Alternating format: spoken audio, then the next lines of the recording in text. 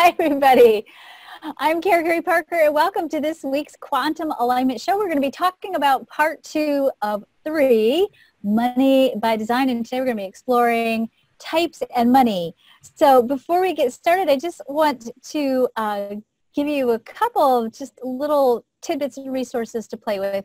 You should have, if you're listening on Zoom, in the chat, a link to the slide presentations for today. If you are watching on Facebook, Cindy will, I know, very soon be posting, if she hasn't already done it, and she probably has, posting our video, a link to the slide handouts for today, as well as a little document that says Abundance Manifesto. And I'm going to tell you about the Abundance Manifesto. And I'm going to tell you a little bit about me. Some of you may know this, but you know, me and money have not had a very good relationship for a lot. I mean, we do now, but man, we really had to do some deep interpersonal work to get to a good place. And you know, I have studied law of attraction and deliberate creation for a very long time. I've studied it for so long that I used to get Abraham Hicks cassettes in the mail. Not 8 tracks, so that feels better. But, you know, I get the little cassettes and I plop it in once a month and listen and, you know, really work hard on my consciousness. And I really thought I was very screwed up and broken because I struggled mightily with money for decades. And I'm not kidding, decades. And it wasn't like, oh, I got it mastered and smooth sailing in this ascending track to money. It was boom and bust, mostly bust. And, you know, as a single mom trying to raise 4 kids by myself and then having another baby and then, you know, trying to keep this business going, I have lost a house to foreclosure. I've had my car repossessed a couple of times. One time, you know, was particularly humiliating because they came and got it in the middle of the night and I had to run after them in the street in my pajamas barefoot because I needed the car seat for the baby out of the car and they were taking the car seat with the car. You know, I have filed for bankruptcy. I've been bankrupt. I've been over $80,000 in debt after my divorce because of a lot of really, you know, difficult circumstances. And it was a bumpy ride. So I used to teach a class called Prosperity Boot Camp many, many years ago. And I taught Prosperity Boot Camp really honestly more for myself than for anything else because I had to work really, really hard to keep myself in a mindset that was abundant. And one of the things that I created when I created Prosperity Bootcamp was the Abundance Manifesto, which I gave you the link for. This is a statement, a declaration that I created mostly for myself, and then I eventually began to share it with my students about the quality of abundance that you have available to you when you are living in a way that is aligned with who you are. And I posted it here for you today because I think sometimes, especially if you're really struggling with money, it's easy to forget. It's easy to feel, especially because in our society, we still tie value to money. You are as valuable as how much money you have, or you create you're considered to be precious by society based on how much resources you have. And I wanted to give you something that could remind you that you're inherently valuable, you're inherently creative. And today, as we begin or continue our exploration around money, I want us to look at and think about mindset and why mindset is important. We're going to talk a little bit about the law of attraction and how that works in human design. And we're going to talk about types. And I really wanted to set the stage before we do any content with this prime directive. So hear me out and file this away, tuck this away in your heart. And if you don't walk away with anything else today but this, there is nothing in your chart that's going to indicate whether you will or will not be abundant. And I think a lot of times people bring their charts to me and they're like, well, am I designed to be rich, or am I designed to have enough money? Or your money is not in your chart. Your pathway to alignment with your authentic self is in the chart. And that is ultimately the path to what we'll call abundance. And will that result in millions of dollars raining upon your head? Maybe, maybe not. But I will tell you that the more you bring yourself into harmony and alignment with who you really are, the more the circumstances of your life will reflect back to you that alignment, and that reflection back to you will feel sufficient. You might not have millions of dollars in the bank, but you'll have a life that's rich and meaningful. You'll have a connection to yourself and your purpose that will make your soul soar. You will wake up humming with the tune that is the song of your soul, and that is there's no price you can put on that. There it is, a priceless way to be in the world, and you will be supplied for. We are designed, and I talked about this last week, the chart says, and this is the blueprint for the human experience, when you live true to who you are, when you take your place in the cosmic plan, you are designed to be supported. That support might not show up in money, but it'll show up in ways in which you can discover for yourself how to stay supported and sufficient in your lives. I know that sometimes that's disappointing. You know, this is a big bugaboo, and it's a big part of the conversation that I'm creating for us in the Money by Design program, which I'll tell you about later at the end of this hour. But, you know, I'm watching a lot of my friends in the last week, a lot of my professional colleagues have gone to this big marketing event, right? And they've been learning about marketing and exploring marketing and money mindset. And I'm seeing photos of people I know posting pictures of themselves in front of Rolls Royces, you know, this is going to be my new car.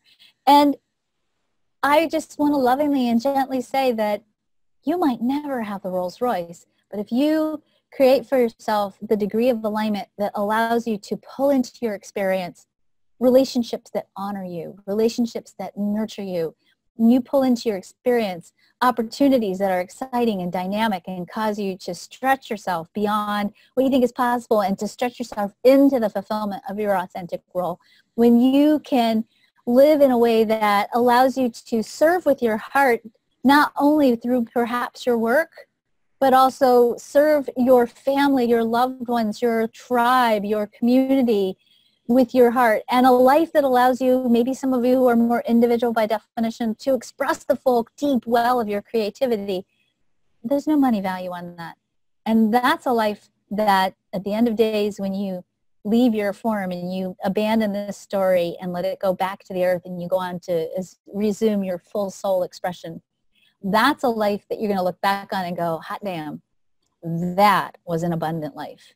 That was an adventure-filled, challenging, delicious expression of the story that I was occupying.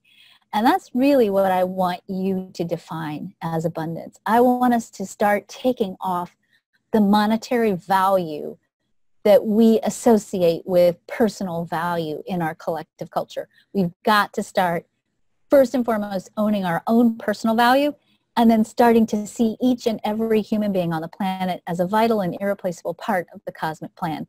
And that means redefining what is abundance and redefining the values around abundance, because we're going to have to if we're going to keep evolving this world. And secondly, because it's just a heck of a lot more fun. And it lets you get to create a much richer tapestry of your human experience. Okay, done pontificating. On to the information, yes? Okay, cool. Give me a second here. Cindy, is our slide showing? Your slides are showing, yes. Yay. Are they moving? They did move. I would have let you know. All right, awesome. It's always good to check this week. Yes, this is the week we have to check. We have to check and then check again. And check again. So we are going to be talking about today types and abundance, life purpose, wealth themes, and challenges for the types and how that influences your experience of sufficiency and abundance in the world. Let's start first by talking about why is type so important. First of all, your type puts everything in the chart into energetic context. If you start to look at this chart, you'll see, you know, we've got 5 types, we've got 6 authorities, we've got 9 centers, we've got 12 profiles, we've got 26 gate positions, that's you, 36 channels and 64 gates are possible. We have 192 incarnation crosses. That's not even going to some of the even more deeper levels of assessment in the chart. You know, you are a cosmic once-in-a-lifetime event that has a lot, you have a lot of complexity and richness to the story that you're occupying. Your type is a really good way to interface and express, know and learn how to decide and express the life that is yours to live. Your type gives you fundamental energy structure, and it defines your abundance interface. It identifies your underlying vibe or vibration. It gives you an understanding based on motorized or non-motorized throat or defined and undefined sacral, how you're designed to go about creating money in the world, particularly if you're still following the getting money from working model, which probably most of us are. It also tells us that each type is a different combination of these two variables, the motorized or non-motorized throat and defined and undefined sacral. And it sets the stage. But it sets the stage is not the whole story. And we're going to talk about the mechanics, but I also want you to understand that our expression of our abundance goes beyond the mechanics of human design. There's more that plays into the unfolding of your story, which is, you know, part of why I included the abundance manifesto there for you and other things that we're going to talk about. Every type can be wealthy financially. There is no type that is designed to be poor. So I thought I would just show you some examples of wealthy people from every type. George W. Bush is a manifester. I think he's probably pretty well off. Oprah Winfrey is a generator type, pretty well off. And by the way, if we look at Oprah Winfrey's chart, notice that she has none of the traditional markers for money in her chart. I know last week we talked about money markers in the chart. And I know every time we talk about money markers or any kind of marker in the chart, everybody starts going to their chart and like, oh, I don't have any of these. Am I doomed? You're not doomed. Oprah's freaking wealthy, okay? And she has no money markers in her chart, so to speak, all right? Manifesting generator. Okay, Mother Teresa wasn't so much financially wealthy, although I do believe she was able to pull into her experience a lot of financial contributions that allowed her to fulfill her work, but she definitely redefined for herself her own definition of abundance. And what's so interesting about her, if you've ever read her autobiography, she actually came from a very, very wealthy family. And in response to probably being raised in an environment where she felt that she had financial, at least material sufficiency, she then turned around and decided to redefine that for other people in a really loving and beautiful way. Steven Spielberg, projector who, I don't know if any of you have ever read his biography or know about his story, but he snuck onto, I think, Paramount, is it their lot? I can't remember which lot. One big film company's lot, and set up sort of his own secret studio where he was secretly sort of borrowing their equipment on the hush hush. He was young. He was like, I think 14 or 15 at this time, until somebody recognized what he was doing and then called him out and invited him. And obviously the rest is sort of history. But, you know, here we have Steven Spielberg. Again, he's got the 45, sort of a money marker, but really no money markers. A non-motorized projector. I think he's pretty wealthy.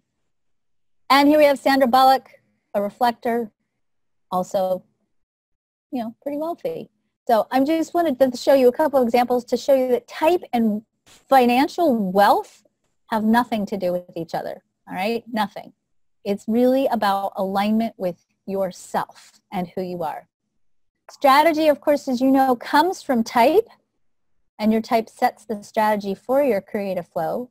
Your strategy aligns your decisions and your actions with your type and with the rest of the energy in your chart.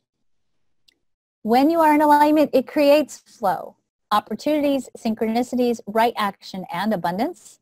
It aligns you with the creative power of Source. Following your type and authority, or rather your strategy and authority, is enough. And if you wanted to hang up now and go, okay, you know, I don't really want to listen to any more of this. I have other things. I want to go for a walk with my dog. You know, if you have this as part of your mantra right now and you're ready to go do something else, I'm totally cool with that.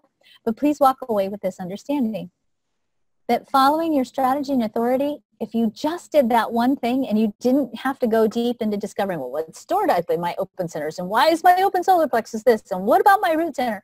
And I know you all want to know that stuff because it's exciting and it's curious and it helps explain so much about our lives, right? But if you just said, okay, I just want to keep this simple, I just need to figure out what's the one thing I need to do, follow your strategy by type and follow your authority for your strategy. And that'll be information that's on your chart, or if you've gotten your free chart from us at thequantumalignmentsystem.com, or no the, but just quantumalignmentsystem.com. You get a report with it that explains what that means. Practice that, experiment with that, see what happens. See what happens when you play with that. Let's start first our conversation today with understanding the mystery of the magnetic monopole in the chart, or the true source of the law of attraction in your human design chart and how that works. And to do that, I'm going to tell you a little bit of a story. We're going to get into the weird and wonderful aspects of human design. This is the stuff, I didn't used to talk about this stuff a lot. I talk about it a lot now, but in the past, I was like really embarrassed to talk about this stuff because I thought, oh my God, somebody's going to hear me talk about this stuff and I'm going to get busted as a woo-woo person. But nowadays, I'm okay with that. I am a woo-woo person, in case you didn't know. And actually getting more woo-woo by the day, by the minute. I like this stuff a lot. I think it explains a lot, and I find it to be quite beautiful and profound. This is information that comes from the information that Ra Uru Hu, the founder of the Human Design System, who was my teacher, this was information that he shared about human design. And this is information that when he received the information about the system, that the voice, the source of the information that he got for human design, which, by the way, he always taught that we all got the human design system in 1987. He got it in consciousness, meaning he got it with awareness. He was aware that he was receiving the information for the human design system. The entire planet got it in the neutrino stream. So we all got the download. So it's in all of us, which is why many of you maybe even have had the experience of feeling like this information is very familiar to you, because it's already in you. And we're just waking ourselves up to it. What the voice told Ra is that there are crystals of consciousness in everything. Now, these crystals of consciousness are not physical crystals. If we did a necropscopy on your body, or an autopsy, I guess, on your body, I guess it's an autopsy for humans, right?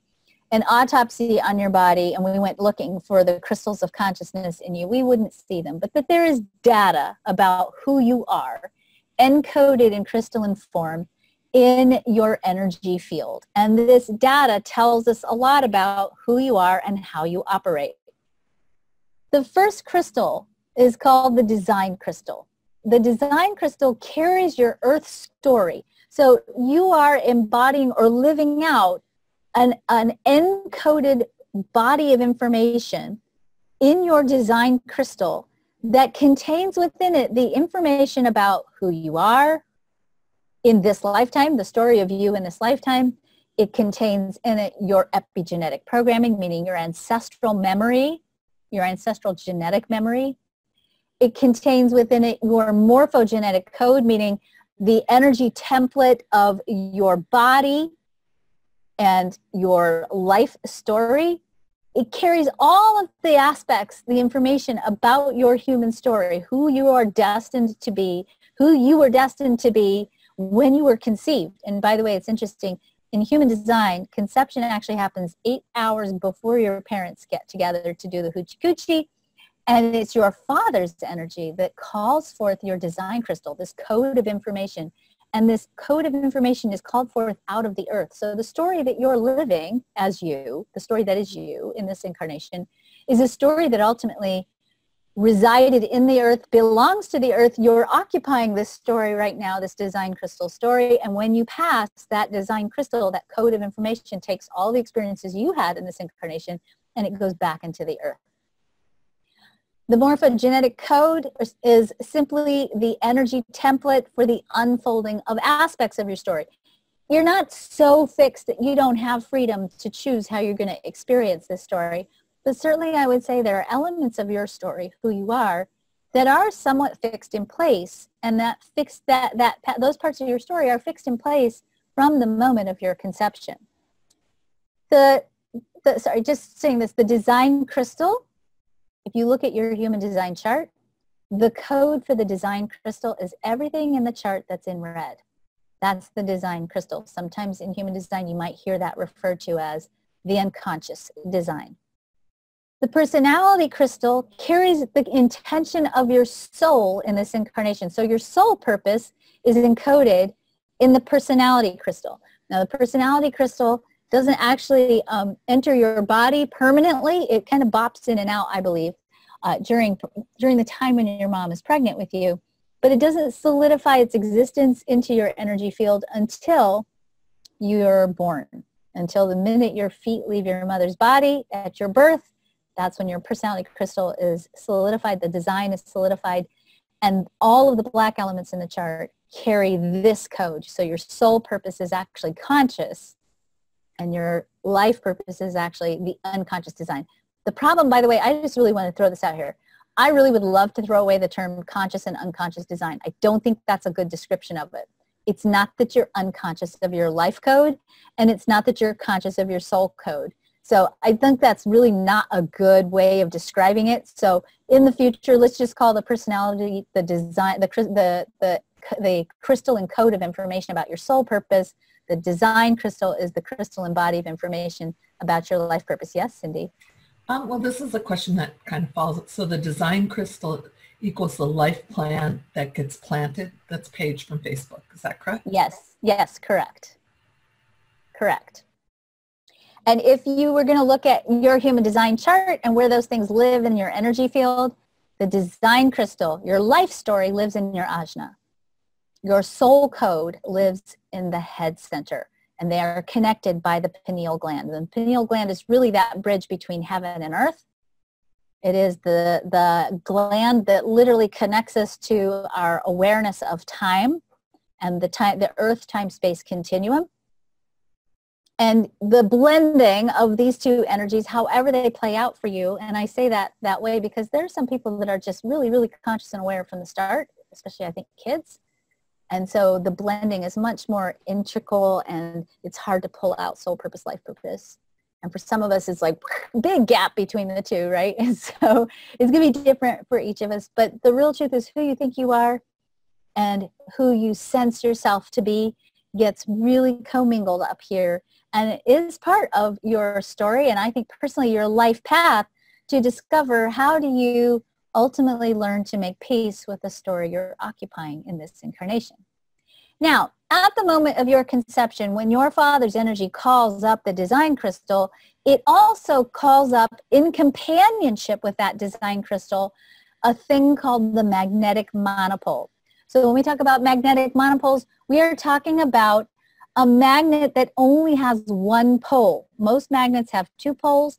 Magnetic monopoles only have one pole. And for many, many years, these were theoretical, and actually within the last 5 years, scientists have actually discovered there is such a thing as a magnetic monopole, a monopoled magnet, and they now know that it is a thing that does exist.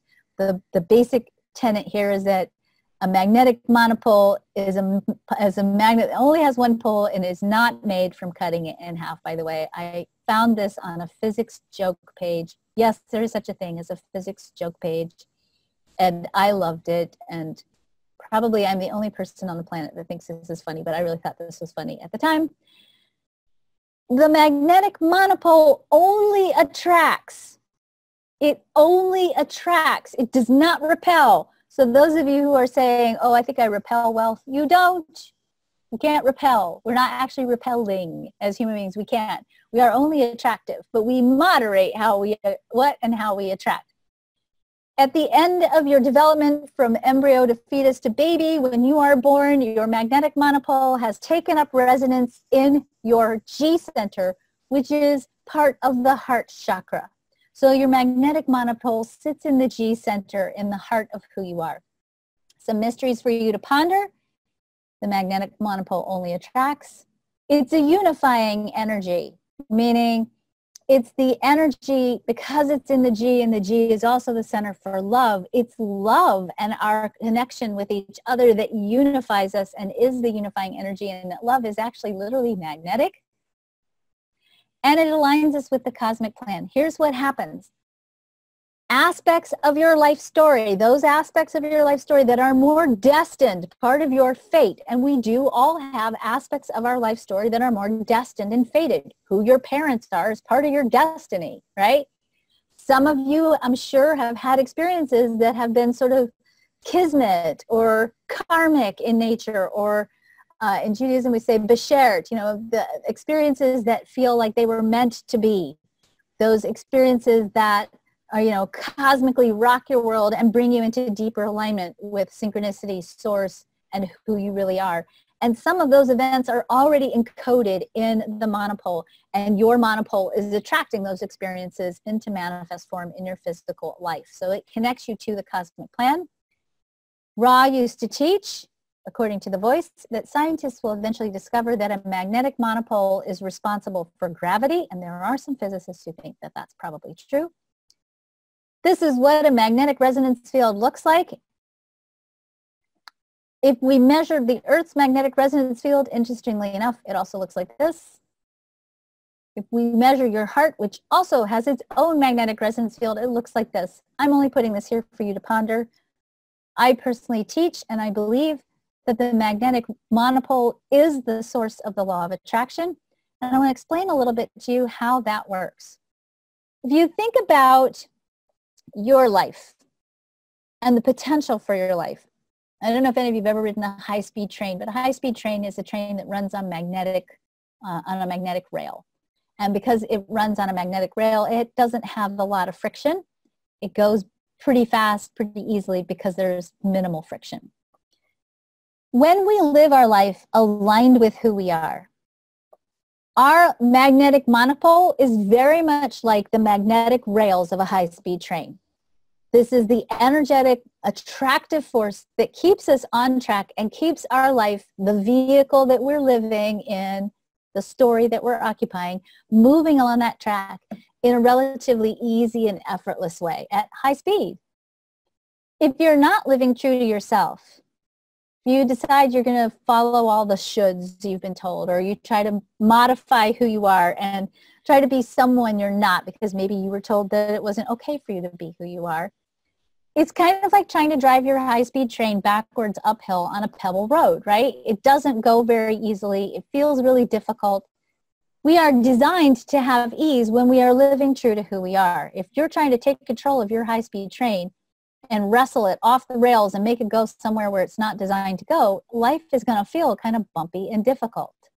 So again, just to review this for you, your physical interface based on this little model, the physical interface is the train. Okay, so when we go back and we look at, okay, how does this work? The train, the actual train is the physical interface. It's the story you're living in this lifetime, and that is your design crystal. Your infinite awareness, the soul, is your personality crystal. That's the passenger on the train. Okay, so you are a passenger on this train. And of course, the magnetic rail is the monopole. As always, you have the option as the passenger to go up front, scream at the driver, try to drive the train off the magnetic rails and take it up the hill if you want to. You have that freedom. That is free will. But if you do that, you're not going to experience the same quality of ease as you could if you surrender and let your life story unfold the way it is designed to. Now, the next thing we have to look at, because this is also important when we're looking at the law of attraction and we're looking at the heart center, the monopole lives in the G. In particular, it actually lives closer to the gate 2 in the G, which is the most yin of the hexagrams, which means the monopole says, I'm here to attract and receive, okay? If we look at the energies of the G center and the gates of the G center, we see that the G center, and by the way, this isn't about your personal chart. This is true for all of us, so don't start looking at your chart going, oh my God, I'm not designed to love myself. Yes, you are. You are designed to love yourself. You need to. It's good for you. All right. If we look at all the gates in the G center, we see that we are designed to take our direction in life from the quality of self-love that we have for ourselves. We are designed to the gate 7 to live a life where we have a voice and direction over how we live our life. We are designed to be powerful and to have control over what we do with our life and our voice. We are designed to make a unique contribution to the world. And by the way, because it's located on the G center, it means you are the unique contribution to the world. It's not what you do, it's who you be. We are designed to, on a daily basis, let go of the past and redefine for ourselves who we are, tell the story of who we are, and our life begins to take a direction based on the story we tell about who we are, which is why your life story and who you perceive yourself to be and the story you tell about yourself is so important. Because the story you tell about who you are sets the tone for what you create. We are designed to take our direction in life from our deep connection with spirit and our unique and vital, irreplaceable role in the cosmic plan. We are here to be of service to something bigger than our individual lives. We are designed to be physically vital and to embody life force energy and to take actions that support the fulfillment of that vitality. We are designed, as I said, to receive everything we need to fulfill our life purpose in the world. And we are designed through the gate 15 to create and take directions in our lives that increase the fellowship and compassion in the world. Okay, in other words, we're designed to be happy and feel good and take good care of each other. If you wanted to change this, there's a lot in traditional human design, we talk about the voices of the throat. I think we should be looking at the voices of the G instead, because the voices of the G are the pathways to opening up the heart and ultimately pathways to calibrating the magnetic force of your heart center. So that magnetic monopole, yes, it has some things that it attracts into your life, like your soulmate, okay, that is more destined and fixed. But a lot of what we do in this life has variability, and we do have control over aspects of it by using consciously these energies in the G center. This is how we open the heart, make the heart coherent. This is how we calibrate the magnetic monopole so that what we start to attract into our lives matches these voices. So when you use the phrase or explore, and I'm just going to encourage you to do this, you have access to these slides, go back after this presentation and really journal with these statements. Journal with the statement, I love myself. What does that mean to me? Journal with the statement, I decide, I choose what I want in my life. Journal what that means to you. How does that feel?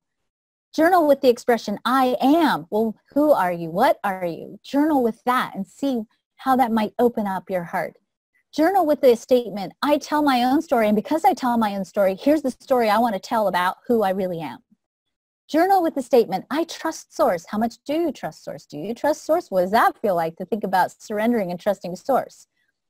When you say, I embody my spirit, talk to your body. What does your body want to tell you about embodying spirit? Are you doing a good job? Are you denying it? Are you not grounded? Are you living in your head? Are you really embodying that spirit? Are you really in that sensual, full human expression? When you say the statements, I allow and I am grateful, what do you allow? What are you willing to allow for yourself? What are you grateful for? These are powerful energies that calibrate the heart. And last but not least, and this is the one we're all really good at because you guys are humongous, open-hearted people, I share. Sharing. Actually, there's new research out that shows that sharing and gratitude, and if you just add these two things to your regular life practice, that these can actually change the nature of how the brain functions and can actually even begin to ameliorate some of the symptoms of depression. They can decrease anxiety, decrease cortisol, and increase dopamine and serotonin and make you feel better. So one of the things that we do when I offer my monthly quantum community classes is I offer them always on a sliding scale, and I also always offer the option for those of you who want to register for those classes to give more than the base amount or to even give scholarships in some cases, because I know that when you have the opportunity to share, you feel better. It opens your heart and it opens you up to creating more than what maybe your brain is telling you you can create. When we look at the law of attraction and how we calibrate the monopole, here's how we calibrate the monopole. Your thoughts, you probably heard this expression, thoughts become things. This is how thoughts become things.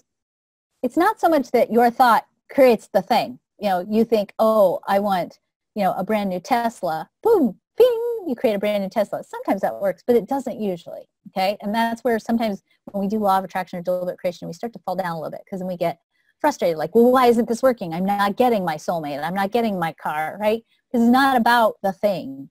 It's about understanding that your thoughts create specific emotional frequencies of energy.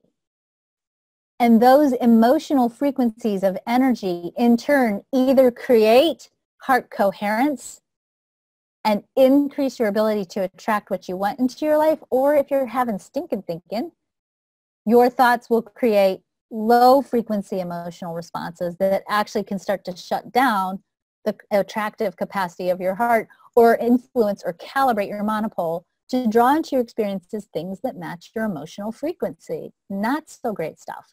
So if you want to start changing your point of attraction, the first thing you have to do is start exploring, what stories are you holding up here? What thoughts are you having up here?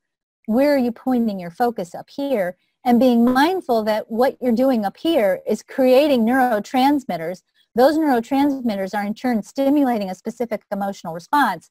That emotional response is in turn stimulating your heart, and it's calibrating your attractive field, that magnetic monopole, and it's influencing what you pull into your life. So mindset is really, really important. And again, mindset is totally independent of type. Type has nothing to do with the brain, okay, or the mind. That, type is determined by, do you have a motor to the throat or not? Do you have a defined sacral or an open sacral? That's what determines type. Every type, every one of you has the power to use your mindset to calibrate a specific frequency of creative energy. And that specific frequency of creative energy opens up your heart, calibrates your monopole, and attracts into your experience things that match that frequency of energy. That's really how the law of attraction works. So just refreshing here, reminding you, your thoughts calibrate your emotions, which calibrate your heart. Keeping it simple here, okay? All right.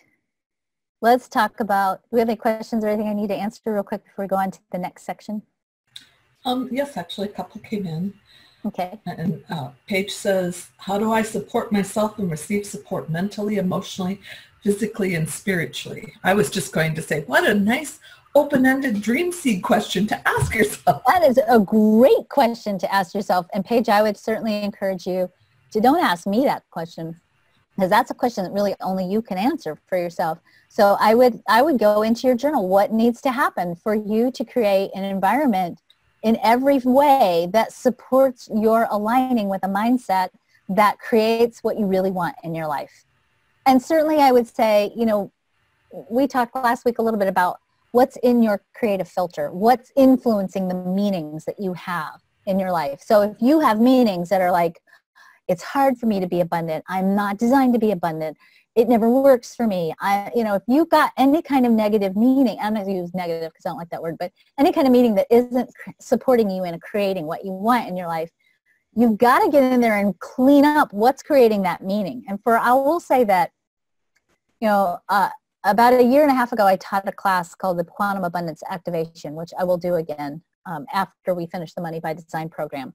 And in the Quantum Abundance Activation program, after we finished the program, in this program, we went through and we looked at 9 core essential archetypes called the resiliency keys, and how those archetypes are influencing the meanings that you have about abundance. And we used an integrated system called the Quantum Alignment System, using energy psychology, subtle body therapies, and coaching to really get in there and start reframing some of the meanings that people have. And when I went back and I surveyed my clients, and I said, what's going on with you that you're really struggling with mindset here? One of the things that really became clear was that it's the meanings that people hold that create the mindset. And some of those meanings are rooted in traumatic experiences. And that if you have any kind of unresolved trauma, that can potentially be influencing the way in which you create in your life. And certainly, this is a more complex question. I wish I could say, hey, here's the trauma pill, take the blue pill, and we're done.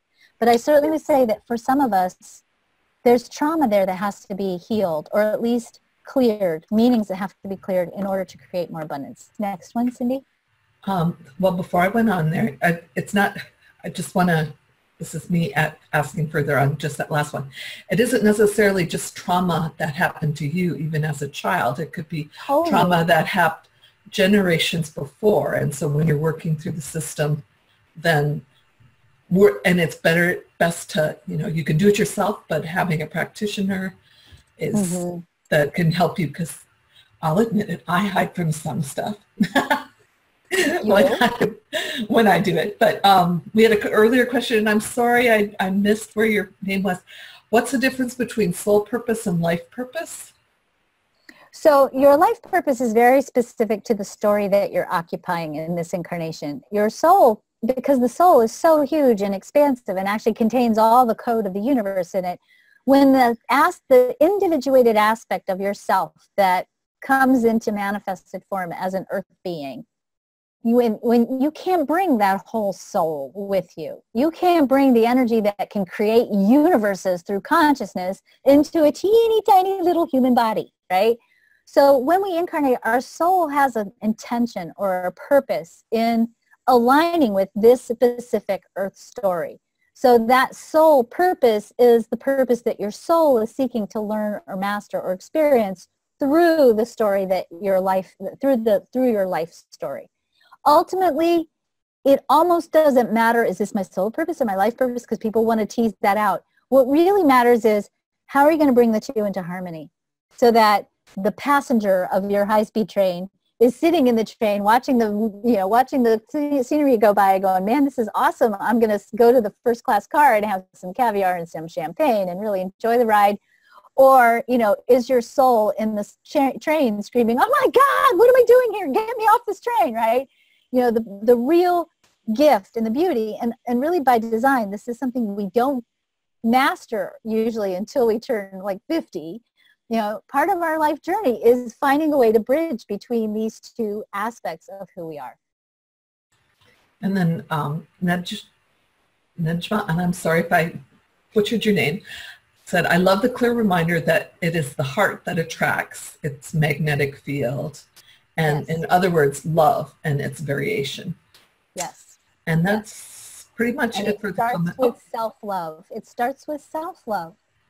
And that's huge. You will attract into your life experiences that reflect back to you the quality of love you have for yourself. And by the way, you have total control over your self-love, which means you can take yourself out of the victim of life seat. As soon as you can discover for yourself, hey, I can love myself. How do I do that? If you don't know how, ask yourself that question and go journal about it, because that, I think, is probably the most important question you can ask yourself if you're trying to create sufficiency and abundance in your life. And we did have one question that came in on chat on Zoom here, and I believe it's from Melissa. Yes. But if trauma can be held by ancestral lineage, or how does one release that via HD? Is it getting one mind right, or how does HD help this specific aspect? So one of the ways in which we can heal trauma is retell the story of who we are from a different point of view. So human design is a great tool to help you reframe the understanding that you have of who you are. That's the first thing. Research shows that you can actually change your genetic memory when you begin to change the story you tell about who you are. So I do believe that human design will eventually reveal itself to be a really powerful tool to shift your ancestral memories and ultimately your ancestral gene code. What we do in the quantum alignment system, which includes human design as part of the tools that it uses, the quantum alignment system is a synthesis of human design, the emotional freedom techniques, which is an energy psychology technique that has been shown through research to shift and change and upregulate gene code, including ancestral memories on the genes. It integrates human design, the emotional freedom techniques, subtle body therapies, meaning therapies that work on an energetic level. We use essential oils and customized flower essences, and coaching. So we have behavioral things that we do with this as well. And consciously learning how to utilize questioning as a way of accessing new expressions from the quantum field. Using that integrated approach, the quantum alignment system helps you reframe that story so that you not only change your genetic lineage, your genetic history, your genetic memories, you change the way your life begins to express itself and the way in which you behave within your life to continue to deepen those changes. And if you go to the quantumalignmentsystem.com webpage and click on the tab that says Quantum Alignment System, you'll see there, first of all, there's a lot of information about the quantum alignment system and how it works. And then you'll also see there's a list of practitioners. And if you're really feeling like you're struggling with a trauma that's keeping you stuck in a big way, or a story that's really holding you back in a big way, I can't stress strongly enough how going through a full cycle of the quantum alignment system through the 9 resiliency keys with a practitioner will dramatically change not only the way your life looks and feels, it's actually going to change you on a genetic level, and it's going to change your brain. And it's an incredibly powerful system. And I just have 2 comments that I'll try to read fast so we can get back to Michelle says in Zoom, I'm 48 and having a hard time sitting on the train and enjoying it. I want to drive it, plan the trip, reroute it, jump off on occasion, repaint it, LOL. Yes. And 48 to 52 is Chiron return. It's a true maturing point in the life cycle of the chart. So you're really, all this restlessness you're feeling is probably your inner being saying, okay, I'm ready to make peace with the train. All right, next question. Oh, well, Sharon had a comment. One of my tools of changing perspective was understanding that karma is not personal. We are all working on the collective karma of oneness. We each have our specialized themes, ancestral, but this is not my personal collected through my lifetime's karmic baggage. This is all collected karma of creation being unknotted for all unknotting our karmic thread. Yes, Sharon, and I love you. And that is especially true, I think, of the projector types, for sure. And she does, working with the resiliency keys, rocked her world in great ways. It was fun. So yes, absolutely. All right. So in this section, I want to run through the life purpose, the wealth theme, and some of the challenges for each of the types when we're talking about creating abundance. When we look at the manifestor type, manifestors have a life purpose that is about initiating action and initiating creation. The manifestor has an internal nonverbal creative flow that is really pure divine inspiration flowing through human expression, oftentimes without language, usually without language. And the role of the manifestor is to experience that inner flow, be present to that inner flow, stay attuned to the needs of that inner flow, and ultimately to serve that inner flow by taking action or being creative. The challenge with that is that not everybody else gets that. That's the first piece, because most of us don't create that way. And it's very difficult for us to understand the nature of that divine creative flow that is the expression that the manifestor has an obligation to energetically and needs to be following in order to stay abundant and healthy. The strategy for the manifestor is to take stock of who's going to be impacted by action, who's going to be impacted by my expressing this creative flow, to make sure that they inform all the people who are going to be impacted and then take the action. That is a very unnatural strategy for the manifestor. In a perfect world, the manifestor should never have to inform, and they could just go do what they want. Thank you very much, because they're not trying to hurt anybody or get in the way of anybody or make things inconvenient for other people. They're serving a divine creative flow, and they have to go follow it. Informing is really more about making sure everybody gets out of the way so that as a manifestor, you can follow that flow uninterrupted. The not self theme, the emotional theme of the manifestor is anger. And I want to really reframe for you guys what those emotional themes are about. Every type has an emotional theme. The emotional theme is your higher self or your inner being or your design crystal telling you, hey, something's wrong here, something's off. When a manifestor experiences the emotional theme of anger, it happens because the creative flow got interrupted.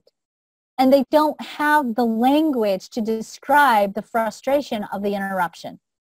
And that anger is not really anger. I really don't think that's a good word for it, especially because we have so much judgment about anger in our culture.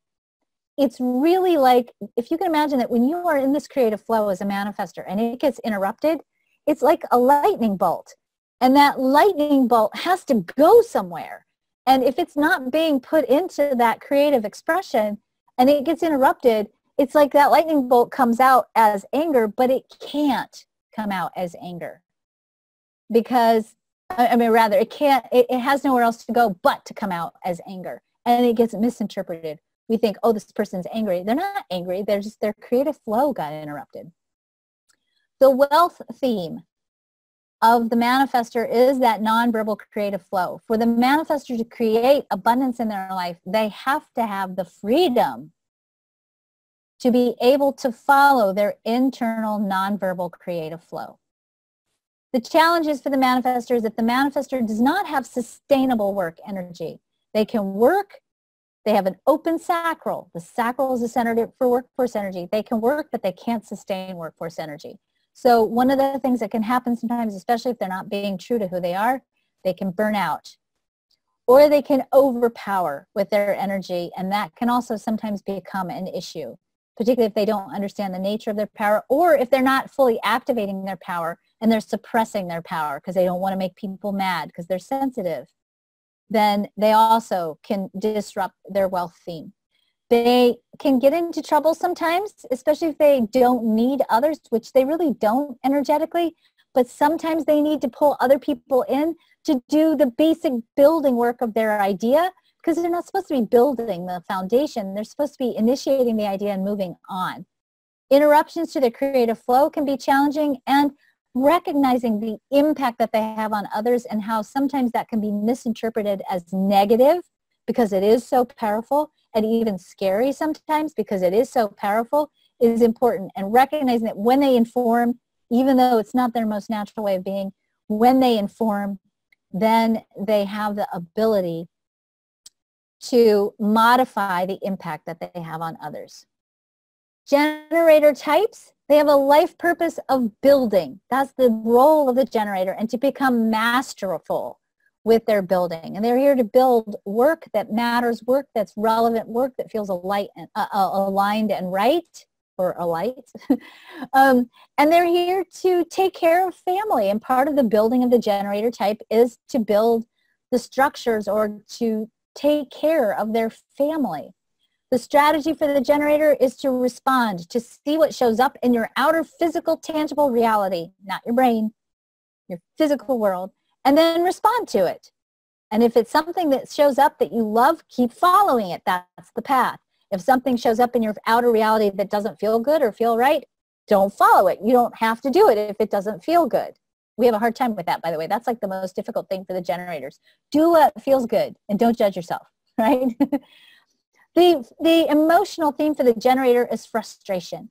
And the generators are going to feel frustrated if things aren't moving fast enough, or if they're feeling like what they want and what's being presented to them isn't matching up. The way in which you can mitigate frustration is mindset. To start looking when you feel frustrated for the evidence that what you're wanting is already showing up.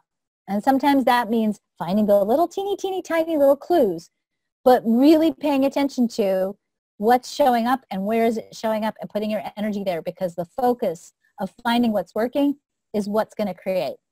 Okay? The wealth theme for the generator is mastery over time. Because the frustration theme sometimes kicks in a lot for the generator type, they tend to quit when they get frustrated instead of staying the course and recognizing that oftentimes that frustration is a buildup of momentum. And because the momentum is building, but the outer circumstances haven't caught up with the momentum, there's a time lapse there. And oftentimes what happens is the generators get frustrated and they quit. And they quit right before the thing is about to happen. And so they miss the opportunity, and they don't get the opportunity to become masterful. The challenge for the generator type is finding the right work, managing the frustration and not quitting, patience and waiting, and trusting the sacral response. Because the sacral, if you follow the sacral, and you follow what feels good to the sacral, it'll take you where you need to be to create abundance. The manifesting generator, again, same life purpose, to work, to build. Part of the other purpose of the manifesting generator is to find the shortcuts to the best way and the fastest way to work and build. The strategy for the manifesting generator is to respond, but before you respond, to take a pause. Pause, imagine, think about it in your mind. What would happen if I did this? Because sometimes that's necessary to slow it down a little bit. Inform, just like the generator, because just like the manifester, because the manifesting generator does have manifester qualities associated with their energy design. And so just like with the manifester, the manifesting generator often has an internal nonverbal creative flow. Now you attune to that flow by responding. If you have an internal nonverbal creative flow, you still have to wait for things to show up in your outer reality. Okay? And then you go take right action. Once you've imagined and you've informed, then you take action. So you get an opportunity to respond. You imagine what would happen if I responded to this. You take the lay of the land, see who's going to be impacted by it, inform, and then go do it. The frustration for the manifesting generator, the emotional theme, is impatience, which oftentimes will look like anger mixed with frustration. The manifesting generator mantra is nothing's happened fast enough. And so the manifesting generator, just like the generator type, has to learn patience. The manifesting generator is designed to find the fastest way through things. So they need to take shortcuts, but that does mean that sometimes they're going to skip steps that they have to go back and fix, and that can be frustrating, okay? If they can allow themselves to continue to take those shortcuts, they will find a fast and effective way to creating alignment with the truth of who they are. The challenge for the manifesting generator is finding the right work. That happens through responding, by the way. Direction, because what happens a lot of times with the manifesting generators, they will be responding to 3 or 4 opportunities simultaneously. That's awesome, except that, well, that's awesome, period, the end. If you are a manifesting generator, you are not designed to do one thing. You are designed to multitask, and in fact, you need to for the health of your energy. But what does happen is, if they're not responding, or they're responding so fast without imagining and giving themselves the time to kind of mentally work through what could happen if I do this, they tend to fire all over the place and throw a bunch of spaghetti. Spaghetti throwing to a certain degree is normal for the manifesting generator, but if you're getting frustrated as a manifesting generator because it's not happening fast enough and you're initiating a bunch of things instead of responding to a couple of different opportunities, then you're going to spread your energy thin and burn out. Just like with the manifestor, some of the challenges include getting frustrated when your creative flow gets interrupted, activating your full power, knowing how to step into your power, and being so busy, spreading yourself so thin that you miss your genuine sacral responses. The projector has a life theme or a life purpose of managing, guiding, and directing others. That is the role of the projector. The strategy is to wait to be invited or recognized before you act. Those invitations and those recognitions are about the big things in life, not the little things. If you're a projector, you don't need to be invited to go buy vitamins at Whole Foods. Okay, you don't need to be invited to go to a movie. You can do that. Thank you very much. But you have to wait for the recognition for the right opportunities. That's love, marriage, work opportunities, moving to new locations. Part of why you need that is because your energy is of a premium. You have a finite amount of energy to give, and that energy is so precious and so valuable. You can't afford to waste it with people who don't get the value of who you are and what you have to offer. Because energy is of such a premium, and because it takes energy to work, and because we still live in a model where you work for money, sometimes that gets very challenging for the projector. And the best thing you can do to protect yourself is to wait to be invited and recognized, because that allows you to conserve your energy and use it where you continue to get juice from people who value you. The emotional theme for the projector is bitterness. And if you are a projector and you're experiencing bitterness, and that sometimes sounds like that's not fair, it's not fair, okay? That bitterness is your internal emotional signal that you're about to run out of energy, or that you have already run out of energy. And it's really important, if you feel bitter, to take a step back and to look at, where can I conserve energy in my life so that I can replenish my own stores of energy? How can I heal my energy? Is a big, big question to ask yourself if you're experiencing boredom, bitterness. Maybe boredom too, I don't know. Because here's the thing. If you get burned out, and this is the difficult challenge for the projector especially, but this is true for all types. I mean, I talked about this last month. If you get burned out, you may stop attracting things. And it's not that you're not attracting things, you're attracting stillness.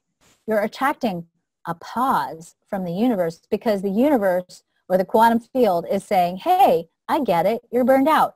Here, take a break. We're not going to send you anything. So get on the couch, take a nap, watch Netflix, enjoy yourself. But in the material world, because we have this whole, your value is based on your income, and we have this whole material money thing going on, that sometimes gets very challenging for the projector. And if you are a burned out projector, the thing that I would tell you to do is do the bare minimum. If you have to go get a job to make your bills meet, to make your bills, do the bare minimum of what you have to do. Go to work. As soon as you clock out, go home and rest, and get religious about resting until you can replenish your energy stores. If you are a projector, your way to wealth is by, first of all, serving other people by managing and guiding them once you've been recognized, you are also a midwife to the universe. The projector carries within them the energy template for what's to come. And when you are living aligned with that energy, when you are serving the world by continuing to look at the world and say, okay, here's the challenge, here's the beauty of what's going on right now, here's the truth of what's going on right now. I'm looking at the world and I'm seeing this pain, that pain, this pain. I'm going to, with my energy, create something different by putting my focus on what is working. This is a theme that's coming up a lot, right? But for the projector, it's especially true. You are literally on an energetic level restructuring and anchoring the template of an equitable, sustainable, peaceful world. And that's part of the work that you do. So when you're laying on the couch as a projector thinking that you're doing nothing, but on an energetic level, you're holding and stabilizing this energy template, this grid for the planet, please don't discount what you're doing while you're not working, because you're still working very, very hard. Thank you very much. And that's why many of my projectors, I believe, burn out from quote unquote doing nothing. You're not doing nothing. You're holding this world together while we evolve. The challenges for the projector include obviously being sustainable in a world that requires that you work. It's hard sometimes for the projector because you don't carry a lot of workforce energy to work, especially if you're not working in a way that's right for you. You have to also cultivate patience, because sometimes those recognitions and attentions or don't come that often. And in the meantime, while you're waiting and it looks like everybody else's life is unfolding, you have to stand in that space where you continue to hold your value. And that's not always easy in a world that values people based on their financial income. You've got to hold on to your self-worth. You've got to learn how to master trusting the abundance of the universe in whatever way is right for you. So cultivating a deep spiritual practice that allows you to really know that you're being fully supported is important. While you're waiting for those invitations, you need to be following what feels good and right and true for you, following your bliss. Then and one of the things you have to look at is knowing yourself, meaning knowing how your projector energy works and making sure that you're not trying to be something you're not and burning yourself out. Your need for recognition sometimes can feel challenging. The fastest, bestest way to get seen is to stand in your value, to internally connect with your self-love and your self-worth. That's the most attractive thing that a projector can do, to be seen, and of course, be mindful of the burnout. I'm sorry, I'm running a little bit over today. I apologize, but I just want to finish up with the reflector. The reflector serves the world as a karmic mirror. You are a reflection back to the world of how good we're doing on our evolutionary path. The strategy for the reflector is to wait at least 28 days. You have to really feel your way through your decisions and your choices. Once things feel right and aligned, then take action.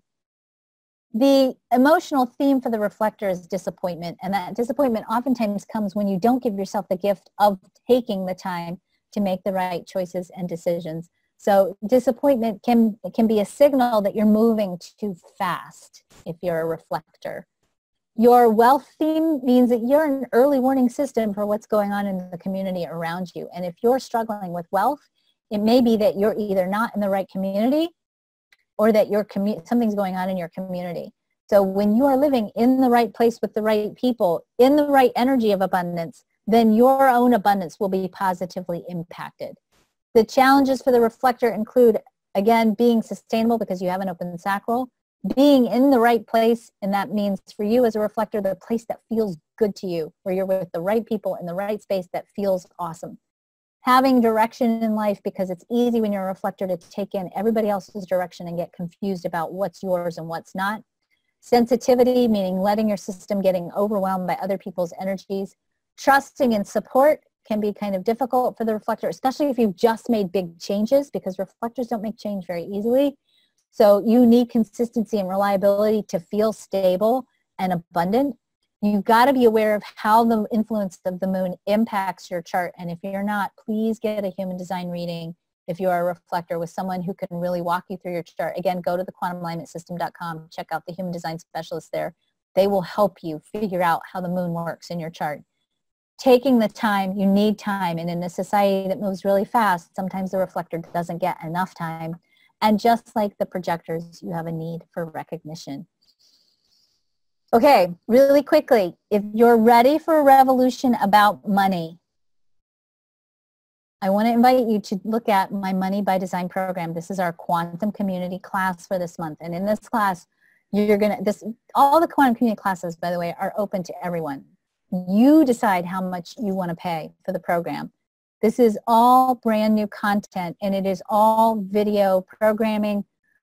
So you get a video every week about money, our relationship with money, information about money. You get to explore through exercises what that means for you. And then we have a private community page on Facebook where you can then interact with other students and really connect with how do we not only build an abundant life for ourselves, but how do we also work together to envision an equitable, sustainable, and peaceful future. We're going to be talking about the evolution of money. We're going to be talking about the evolution of the meaning of money. We're going to be talking about how you can take the reins of control over your own abundance and how you can work in community with others to increase not only your abundance, but the abundance of the world. So Cindy's going to post the link to the registration for the Money by Design program. This is the way we do these community classes is we have a set fee of money that we need to make. That money covers Cindy's fees. That money covers Kristen's fees, Betsy's fees. That covers all of our electronic platform. It covers all of our expenses for running the program. We set a minimum requirement for the class, and then we just take donations to the class or registration for the class until we meet our set fee, our required fee. Registration for the Money by Design program does end next week, and the program actually starts next week. So I want to thank you all for joining me. Cindy, do we have some questions? Do we have time for questions? Well, you are over, so that would be totally up to you. I'll take 2 questions, because the other thing that's happened is my computer isn't charging, and the charge is about to die. So any minute now, my computer's going to die. So okay, I'm going back. One of the questions was, if you're a projector, how do you go about finding a job? I mean, do you just stand there and have to wait for the invitation or the okay, so it depends on what kind of job you're looking for. If you're looking for a job just to get you through, then go about getting a job the same way everybody else does, and know that it's probably just going to take you a little bit longer. Most importantly, and this sounds so counterintuitive because we are trained to go out and make it happen, if you want to get a job as a projector, work on your value and make sure your self-worth is in place. That's huge. And then still go about trying to get a job in a traditional way. It may take you a little bit longer, but people will see your resume. They will feel your energy. They will invite you in if you are aligned with your value, with your own value. So get your self-worth in place and be strong and confident in the value that you have to offer. And then, I don't know how else to say this because this is going to sound funky, but roll with me. When you stand in your value and you're really, really clear and your timing is right, you may find that you have to do nothing to go get a job, that the job will come find you. I can't tell you, I've had so many stories from projectors that have hit that place where their energy is restored, they're standing in their value, they get the preciousness of who they are, and out of the blue, from an unexpected synchronistic place, a job opportunity comes.